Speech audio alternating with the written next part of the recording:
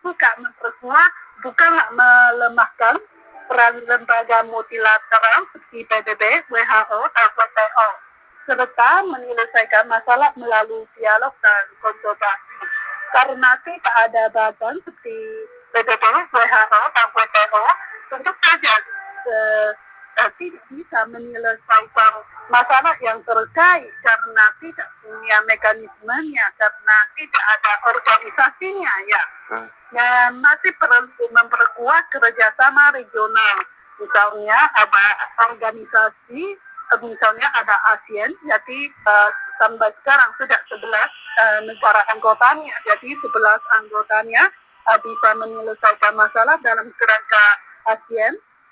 Dan tentu saja masih ada terdapat organisasi regional yang lain, jadi perlulah memperkuat kerjasama regional.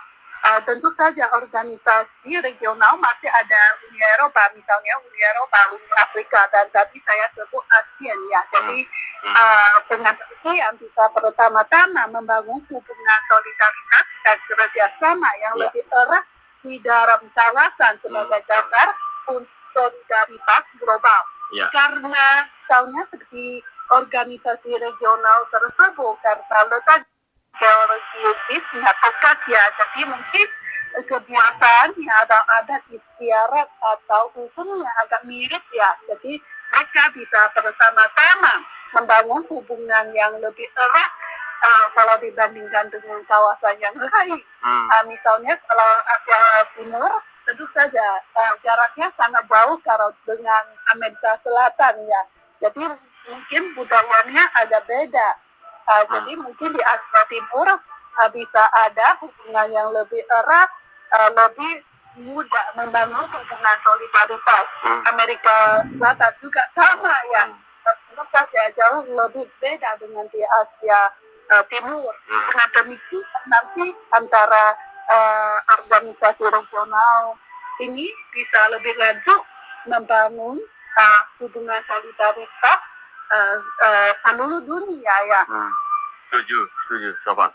Jadi memang tindakan itu juga penting, ya, bukan hanya perasaan yang dirasakan, rasa empati begitu, tapi lebih fokus pada aksi nyata, misalnya seperti demonstrasi atau advokasi atau mungkin kerjasama, daripada hanya merasakan penderitaan orang lain atau empati itu tadi begitu. Jadi aksi nyata ini juga ditunggu dan penting. Ada juga mungkin solidaritas modern yang kita sebut dengan kekuatan dalam keberagaman. Solidaritas modern ini juga tentang orang-orang yang berbeda bersatu dalam perjuangan untuk pembebasan politik dan juga emansipasi. Ini juga penting untuk diselaraskan begitu.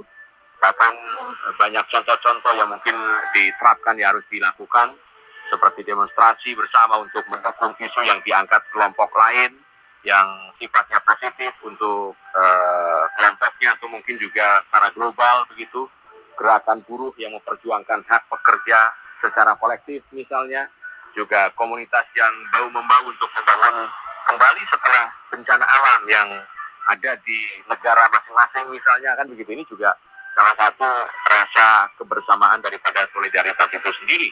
Apalagi sekarang ini di beberapa tempat di Indonesia juga lagi terjadi begitu bencana alam begitu, Safa. Nah, mungkin intinya memang solidaritas ini adalah perekat sosial yang kuat sebetulnya untuk memastikan tidak ada yang berjuang sendirian, karena tantangan yang dihadapi ini seringkali juga memang saling terkait dan juga bersifat sistemik, ya, Safa, ya. Betul.